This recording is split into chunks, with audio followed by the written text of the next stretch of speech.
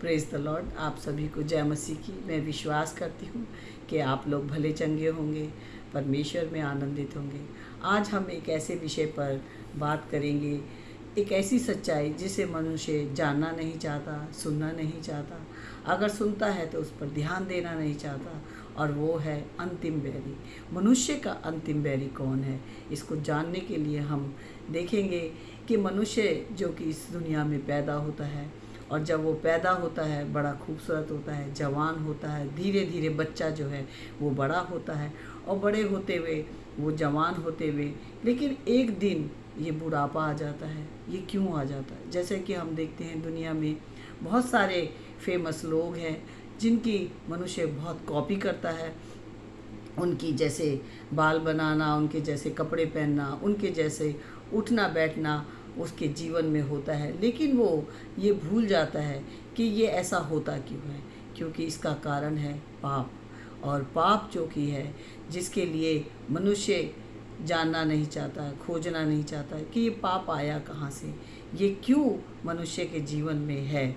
लेकिन इसके लिए हमें देखना होगा कि पाप मनुष्य के जीवन में आया कैसे, और उसका कारण है मनुष्य ने परमेश्वर की आज्ञा का उल्लंघन किया। जैसे हम देखते हैं कि हर एक मनुष्य जो कि परमेश्वर ने अपने स्वरूप रचा, परमेश्वर ने मनुष्य को अपने स्वरूप रचा। तो हम देखते हैं उत्पत्ति 1 और उसकी 26 आयत में लिखा है कि परमेश्वर ने कहा हम मनुष्य को अपने स्वरूप के अनुसार अपनी समानता में बनाए। जब हम वचन को पढ़ते हैं तो हम देखते हैं कि उत्पत्ति की पुस्तक है वो मूसा के द्वारा लिखी गई थी। परमेश्वर ने उसे कहा और कहा लिख, तो उसने लिखा।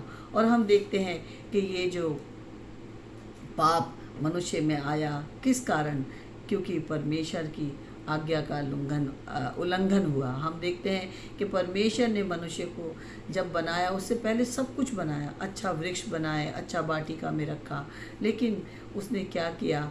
परमेश्वर ने उसे क्या कहा?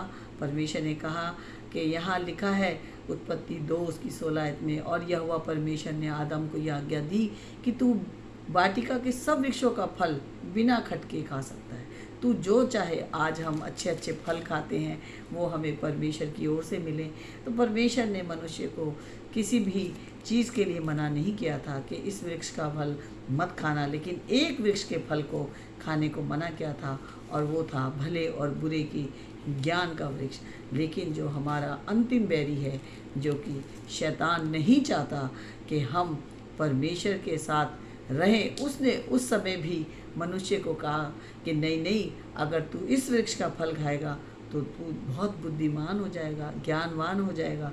और यहाँ लिखा है कि जब स्त्री ने देखा कि वो वृक्ष देख खाने में अच्छा और देखने में मनभाव और बुद्धि देने के चाहने योग्य है, तो उसने उसमें से खाया और अपने पति को भी दिया। तो हम यहाँ देखते हैं कि मनुष्य ने क्या किया? परमेश्वर की आज्ञा का उल्लंघन। तो हमें पता चलता है कि पाप कहाँ से आया, लेकिन इसका पाप का आने का रिज़ल्ट जो है वो क्या है, आज इस पृथ्वी पर हर एक मनुष्य के अंदर है। और वो क्या है? मृत्यु, जो मनुष्य का सबसे अंतिम बैरी है। यहाँ पे लिखा है रोमियो की पुस्तक, जो कि एक प्रभु का दास, जो कि पहले दास नहीं था, बैरी था, पौलुस, जब उसको प्रकाशन मिला तो उसने क्या लिखा? यहाँ लिखा है रोमियो 12 और उसकी 5 और उसकी 12 आयत में क्या लिखा है? इसलिए जैसा एक मनुष्य के द्वारा पाप जगत में आया और पाप के द्वारा मृत्यु आई। आज ये मृत्यु एक जाति के लिए नहीं, एक धर्म के लिए नहीं, बल्कि ये मृत्यु जो है हर एक मनुष्य के अंदर है, हर एक व्यक्ति के लिए, चाहे वो कोई सी भी जाति का क्यों ना हो। क्योंकि जब वो इस पृथ्वी पर जन्म लेता है तो उसका अंतिम बैरी कौन है? मृत्यु। लेकिन परमेश्वर नहीं चाहता था कि मनुष्य जो है वो नाश हो जाए, इसलिए परमेश्वर ने एक हमारे लिए योजना बनाई, मेरे और आपके लिए। और वो योजना कौन है?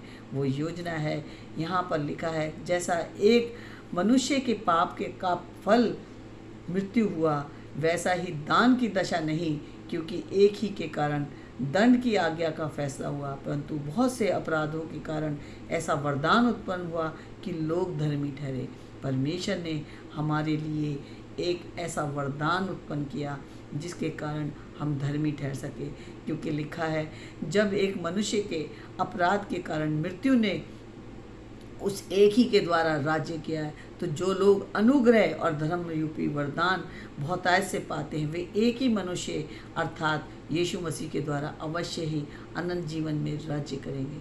क्योंकि परमेश्वर ने मनुष्य के लिए एक योजना बनाई, एक ऐसा रास्ता बनाया जिसके द्वारा हर एक व्यक्ति परमेश्वर से अपना संबंध बना सकता है, अपना रिश्ता बना सकता है। और वो धर्म रूपी वरदान कौन है? वो है प्रभु यीशु मसीह।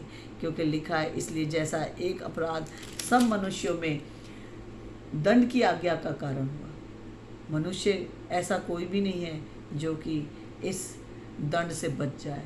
इस पृथ्वी पर हर एक मनुष्य के लिए दंड है और वो है मृत्यु। और लिखा है, वैसा ही एक धर्म का काम भी सब मनुष्यों के लिए जीवन के निमित्त धर्मी ठहराए जाने का कारण हुआ। और वो कार्य क्या है? प्रभु यीशु मसीह, जिसने मेरे और आपके पापों का बलिदान दे दिया इस पृथ्वी पर।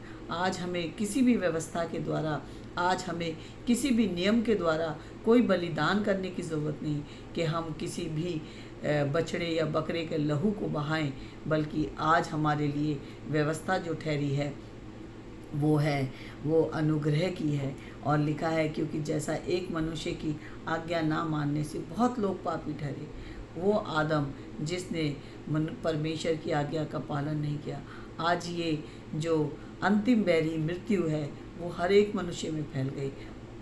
और उसके लिए परमेश्वर ने क्या किया? हमारे लिए एक मनुष्य को भेजा। और लिखा है, वैसे ही एक मनुष्य की आज्ञा मानने से बहुत लोग धर्मी ठहरेंगे। परमेश्वर का वचन कहता है कि एक व्यक्ति है जिसके कारण मनुष्य धर्मी ठहरेगा। एक व्यक्ति था जिसके कारण पाप इस दुनिया में आ गया और पृथ्वी पर फैल गया। चाहे वो अमीर हो, चाहे गरीब हो, चाहे ऐसा वाला पैसा वाला, जैसा भी मनुष्य क्यों ना हो, उसे एक दिन उसका सामना करना है। और वो है मृत्यु, जो मनुष्य का अंतिम बैरी है, जिसके लिए प्रभु यीशु मसीह इस दुनिया में आए, जिसने हमारे पापों का बोझ ले लिया, मेरे पापों का, मेरे गुनाहों की सज़ा को ले लिया। और वो सज़ा लेकर मुझे अनंत जीवन दे दिया। क्योंकि लिखा है कि व्यवस्था बीच में आ गई कि अपराध बहुत हो, परंतु जहाँ पाप बहुत हुआ वहाँ अनुग्रह उससे भी अधिक हुआ। आज जो अनुग्रह है वो बहुतायत से है। जैसा पाप ने मृत्यु फैलाते हुए राज्य किया, वैसा ही हमारे प्रभु यीशु मसीह के द्वारा अनुग्रह भी अनंत जीवन के लिए धर्मी ठहराते हुए राज्य करे। प्रभु यीशु मसीह का आना वो हर एक व्यक्ति के लिए है। क्योंकि यहाँ पर इब्रानियों 9 और उसकी 27 आयत में लिखा है, और जैसा मनुष्यों के लिए एक बार मरना, उसके बाद न्याय का होना नियुक्त है। क्योंकि मनुष्य बार बार नहीं मरता, बार बार उसका जन्म नहीं होता, वो एक बार मरता है और उसके बाद उसका न्याय होना निश्चित है। और परमेश्वर चाहता है कि इस समय मनुष्य जिस बात से बेखबर है, अपने अंतिम बैरी से बेखबर है, उसे जाने। क्योंकि मृत्यु जो है वो हर एक मनुष्य के अंदर है। और परमेश्वर नहीं चाहता कि मनुष्य जो है इस मृत्यु से परमेश्वर से अलग हो जाए। क्योंकि परमेश्वर ने मनुष्य को अपने स्वरूप रचा, ताकि जो कोई विश्वास करे वो नाश ना हो, बल्कि हमेशा की ज़िंदगी पाए। इसलिए प्रभु यीशु मसीह का आना हुआ।